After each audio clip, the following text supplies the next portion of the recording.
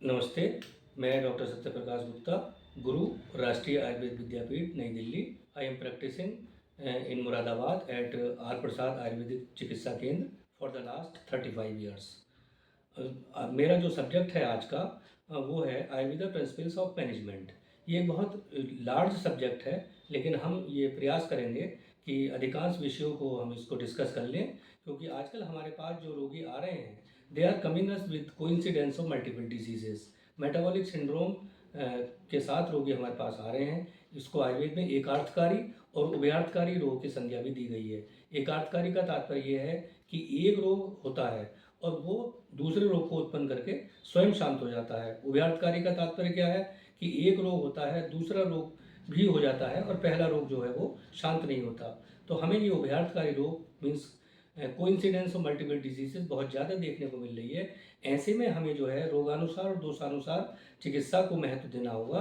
अकेले रोगानुसार चिकित्सा से काम चलने वाला नहीं है। ऐसे में हमें सामता और निरामता का भी ध्यान देना होगा, क्योंकि हमारे पास रोगी जो आ रहे हैं वो आमदोष से सफ़र करते हुए आ रहे हैं। आमदोष जो है वो मॉडर्न साइंस के अनुसार हिस्टामिन्स और एंटीजन्स और ऑक्सीडेंट्स, फ्री रेडिकल्स, टॉक्सिन्स, ये सब नामों के द्वारा हम ये इसको आम की परिभाषा कर सकते हैं। और आजकल आम जो है वो सूक्ष्म स्रोतों में भी प्रवेश कर गया है। सुक्त पाक, minute form of toxins has entered into the small channels of the body. और यही सुक्त पाक जो है आजकल स्मॉल चैनल्स में जो एंटर होने के कारण है, उसके कारण ये जो है कोरोनरी आर्टरी डिजीज, थ्रोम्बस और डीप वेन थ्रोम्बोसिस, इनको भी ये पैदा कर रहा है। इसके बिना ये आजकल के जो केसेज हैं फैटी लीवर आदि, ये इसी के बिना नहीं मिल सकते। तो हमें आम पर बहुत ध्यान देना होगा और इसके साथ साथ हमें ये देखना होगा कि अनुबंध्य और अनुबंध दोष कौन सा है। रोगी में कार्डिनल ह्यूमर, अनुबंध्य कहा गया है कार्डिनल ह्यूमर और अनुबंध कहा गया है सेकेंडरी ह्यूमर। तो हमें आजकल रोगी में, जैसे मान लीजिए आपके पास एक मेटाबॉलिक सिंड्रोम या ओबेसिटी या फैटी लीवर का पेशेंट आता है या एब्डोमिनल ओबेसिटी का केस आता है, तो वो रोगी जो है वो आम दोष से पीड़ित है। ऐसे रोगियों में अनुबंध दोष आम है और सेकेंडरी ह्यूमर जिसको अनुबंध कहा गया है वो जो है पित्त है। पित्त क्यों है? क्योंकि ऐसे रोगी अधिकांश जो है वो हाथ पैरों में जलन की शिकायत भी करते रहते हैं, जो कि डायबिटीज टाइप 2 के केसेज में पेरिफेरल न्यूरोपैथी करके हमारे पास प्रेजेंट होते हैं। तो इन केसेज में हमें पित्त शमन की चिकित्सा नहीं करनी है, क्योंकि पित्त शमन की यदि हम चिकित्सा करेंगे तो पित्त का शमन जो है कफ की वृद्धि करेगा। कफ की वृद्धि से आम की वृद्धि होगी, टॉक्सिन्स की वृद्धि होगी और एक शब्द जो है वो ड्रग रेजिस्टेंस, मेडिसिन रेजिस्टेंस भी हमें बहुत देखने को मिल रहा है। वो मेडिसिन रेजिस्टेंस भी इस आम के कारण ही है। ये आम जो है वो सेल मेम्ब्रेन में डिपॉजिट होकर के इंसुलिन रेजिस्टेंस और बहुत सारे जो हार्मोन्स जो हैं उनको एंटर्ड होने से सेल मेम्ब्रेन के अंदर रोक रहा है। जब इंसुलिन सेल मेम्ब्रेन के अंदर नहीं जाएगा तो ग्लूकोज जो है वो अनडाइजेस्टेड रहेगा और इंसुलिन कंट्रोल नहीं होगी। आजकल हमें इस तरह के केसेस बहुत मिल रहे हैं मेडिसिन रेजिस्टेंस के। तो जो सुक्त पाक है, उस सुक्त पाक के लिए हमें आम दोष की चिकित्सा करनी पड़ेगी और आम दोष की चिकित्सा के लिए हमें रोगी की प्रकृति विकृति परीक्षा का करना अति आवश्यक है। जब तक हम प्रकृति और विकृति में दोष का परीक्षण नहीं करेंगे तब तक हम उसके जो है अंशंश कल्पना भी नहीं कर सकते। इसलिए जो है दोष का परीक्षण अति आवश्यक है। यदि हमारे पास रोगी मल्टीपल डिजीज लेकर के आ रहा है और हमें उसकी कफ दोष की चिकित्सा करनी है, तो अनुबंध दोष पित्त होने पर भी हमें कफ की ही चिकित्सा करते रहनी है। अम्ल पित्त जो है हम आजकल ये देखते रहते हैं कि अधिकांश चिकित्सक इसमें पित्त शमन की भी चिकित्सा करते रहते हैं, जबकि आचार्य माधवकर ने अम्ल पित्त की चिकित्सा में जो अम्ल पित्त के प्रकार बताए हैं वो वात संसर्गित, कफ संसर्गित, वात कफ संसर्गित और श्लेष पित्त, ये 4 प्रकार के अम्ल पित्त हैं। वात संसर्गित अम्ल पित्त को आजकल मिलने वाले IBS, पैरोक्सिस्मल सुप्रावेंट्रिकुलर टैकीकार्डिया इत्यादि चीज़ों से जोड़ सकते हैं, एंग्जाइटी न्यूरोसिस से जोड़ सकते हैं, क्योंकि उससे जो है पैल्पिटेशन होकर के और reflux of the acids into the oesophagus होता है और उससे अम्ल पित्त के लक्षण होते हैं। इनमें हमें ये देखना होगा कि रोगी हमारा साम है या निराम है। साम रोगी अधिकांश कफोलबड़ अम्ल पित्त के होते हैं या वात कफोलबड़ अम्ल पित्त के होते हैं। 4 प्रकार ही बताए हैं, वातोलबड़, कफोलबड़, वात कफोलबड़ और श्लेष्म पित्त। तो श्लेष्म पित्त जो है उसमें भी श्लेष्म पित्त में श्लेष्मा के कारण, कफ के कारण पित्त की विदग्धावस्था जब उत्पन्न हो जाती है तब ये श्लेष पित्त होता है। इस तरह से हम ये देखते हैं कि आचार्य माधवकर ने अम्ल पित्त की चिकित्सा में पित्त के शमन के लिए कहीं भी विचार नहीं रखा है। विद्वान चिकित्सकगण इस विषय पर ध्यान दें। आचार्य चरक ने ये भी कहा है कि आजकल बहुत सारे रोग यदि मिल रहे हैं तो हमें विकाराना में कुछ ने जिन्नियात कदाचन नहीं सर विकारानाम नाम तो अस्ति ध्रुवा स्थिति। अनेक रोग है, प्रत्येक रोग का नामकरण नहीं किया जा सकता। तो यदि हम रोग का नामकरण करने में असमर्थ हैं तो हमें अपने अज्ञान पर लज्जित नहीं होना है और हमें दोषानुसार, रोगी की प्रकृति विकृति के अनुसार, दोष से अधिष्ठान देश काल के अनुसार चिकित्सा कर देनी चाहिए। अब आजकल हम ये देख रहे हैं कि बसंत कुसुमाकर रस का प्रयोग डायबिटीज़ टाइप 2 केसेस में बहुत हो रहा है और यह औषधि जो है वो नर्वाइन टॉनिक्स या एनर्जी एनहांसर के तरीके से प्रयोग हो रही है, जबकि यदि इसके घटक द्रव्यों की तरफ ध्यान दें तो इसके घटक द्रव्य अधिकांश जो हैं वो शीतवीर्य हैं।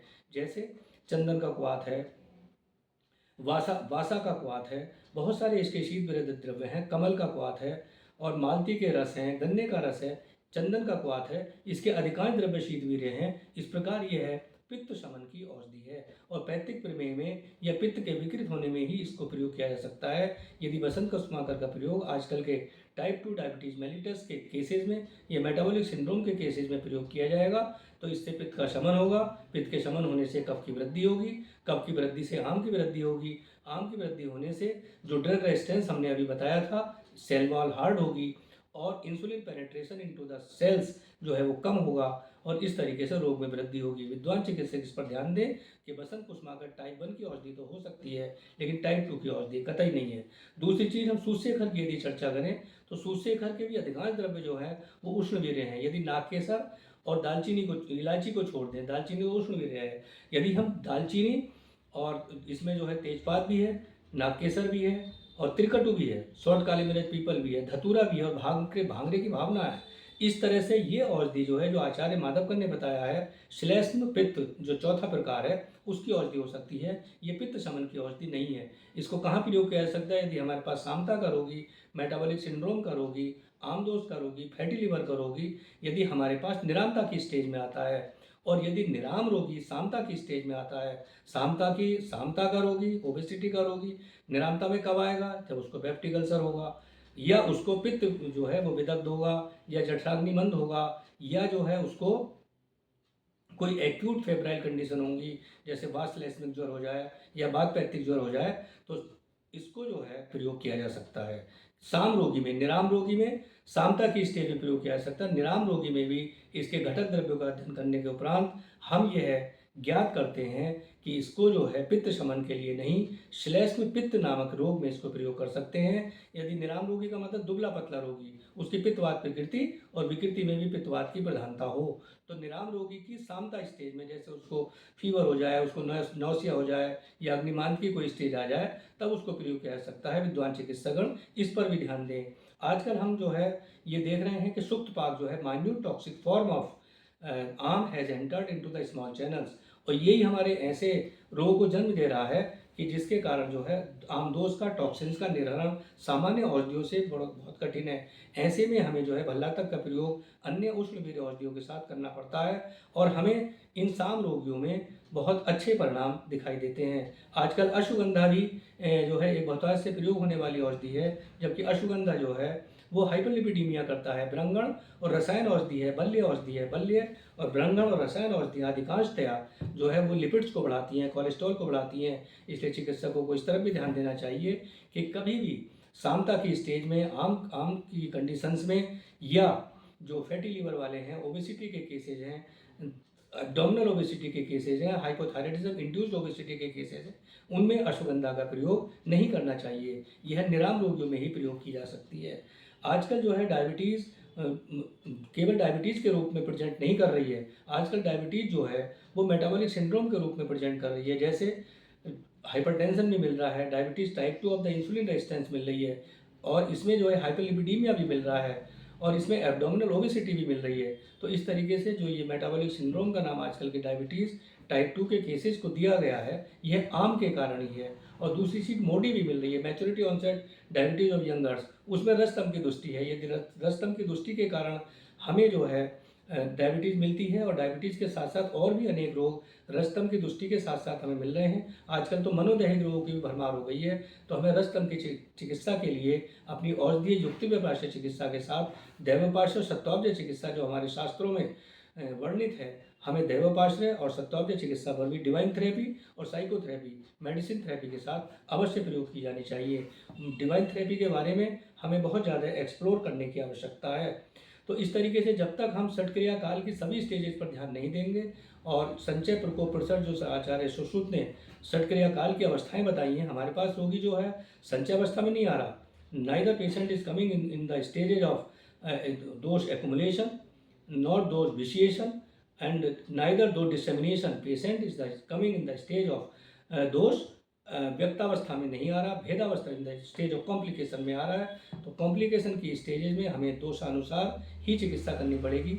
रोगानुसार चिकित्सा जो है, अब क्योंकि रोगी जो है वो बहुत सारी रोगों के साथ प्रेजेंट हो रहे हैं, अब केवल हमें दोष परीक्षण करके ही चिकित्सा करनी होगी। और इसके साथ साथ 10वीं परीक्षा में हमें प्रकृति विकृति में दोष का आकलन यदि हम कर लें, और सार संगणन सत्व साथ में प्रमाण आहार शक्ति, व्यायाम शक्ति और वह सबका हम जो है एस्टिमेशन कर लें, क्योंकि मेदो धातु अग्निमंदता भी आजकल हमें मिल रही है। मेदो धातु अग्निमंदता में हमें जो है जब तक, क्योंकि मेदो धातु अग्निमंदता ही जो है आजकल की सुक्त पाक के कारण आम के और स्मॉल चैनल्स में जो टॉक्सिन्स का प्रवेश हो गया है, उसमें यदि हम उष्णवीर्य औषधियों का प्रयोग करते हैं तो हमें अवश्य लाभ मिलता है। तो इस तरीके से हमें जो है अपनी चिकित्सा में मनोवैश्वतोदुष्टि और आशयापकर्ष और अंशंस कल्पना का भी ध्यान देना होगा, क्योंकि आशयापकर्ष क्या शब्द है? आशयापकर्ष शब्द में यदि हमने पित्त का शमन किया, विगुणित वायु पित्त को अन्यत्र ले जा करके पित्त वृद्धि के लक्षण पैदा करती है, पित्त प्रकोप के लक्षण पैदा करती है। तो ये केसेज ज़्यादातर सामता के केसेज में मिलते हैं, निरामता के केसेज में आशयापकर्ष शब्द का प्रयोग नहीं होता। ये जो डायबिटीज़ टाइप 2 के, मेटाबॉलिक सिंड्रोम के आजकल के केसेज हैं, ये सभी जो है हमें आशयापकर्षित पित्त के लक्षणों के साथ प्रेजेंट कर रहे हैं। इनमें हमें पित्त शमन की चिकित्सा नहीं करनी है। इसी तरीके से मनोदैहिक रोग और मनोवैश्वतोदुष्टि के रोग भी बहुत मिल रहे हैं। मनोवैश्वतोदुष्टि में आजकल जो है हमें बहुत सतर्क रहना चाहिए, और इसमें युक्त व्यपाश्य चिकित्सा के साथ साथ दैवापाश्य चिकित्सा, सत्वाभ्य चिकित्सा को भी एक्सप्लोर करना होगा। इसी तरीके से मनोदैहिक चिकित्सा, जिसको कि साइकोसोमेटिक डिसऑर्डर्स मैनेजमेंट कहते हैं, इस पर भी हमें ध्यान देना होगा, क्योंकि मनोदैहिक पेशेंट के लक्षण जो हैं वो शरीर के अंगों में प्रकट हो रहे हैं, और कॉज जो है रोग का वो ब्रेन में है। एंजाइटी, डिप्रेशन, इसके रूप में जो है रोगी हमारे पास आ रहा है। आईबीएस आजकल के इन रोगों में बहुत कॉमन है। इसी तरीके से बहुत सारी बीमारियां हैं, जो कि माइग्रेन है वो भी साइकोसोमेटिक डिसऑर्डर्स में है, और ब्रोंकियल एस्थमा भी साइकोसोमेटिक डिसऑर्डर्स में है। हाइपरटेंशन भी जो इस तरह से है, जो रक्तगत वात है जिसमें व्यान वायु वैषम्य होता है, उसको भी साइकोसोमेटिक डिसऑर्डर्स में काउंट हो रहा है। इसी ड्रग रेजिस्टेंस के कारण आजकल हम ये देख रहे हैं कि हाइपरटेंशन की अनेकों औषधियाँ लेने के बाद भी रोगी हमारे पास आ रहा है और उसका ब्लड प्रेशर कंट्रोल नहीं है, या ब्लड प्रेशर सिमेट्रिकली कंट्रोल नहीं है। सिस्टोलिक हाई है तो डायस्टोलिक नॉर्मल है, डायस्टोलिक हाई है तो सिस्टोलिक नॉर्मल है। इस तरीके से पल्स प्रेशर भी हमें बहुत चेंज मिल रहा है। इनमें आयुर्वेद का बहुत अच्छा उपयोग हम कर सकते हैं। और इसी के साथ मैं अपनी वाणी को विराम देता हूँ। जय धन्वंतरी, जय आयुर्वेद।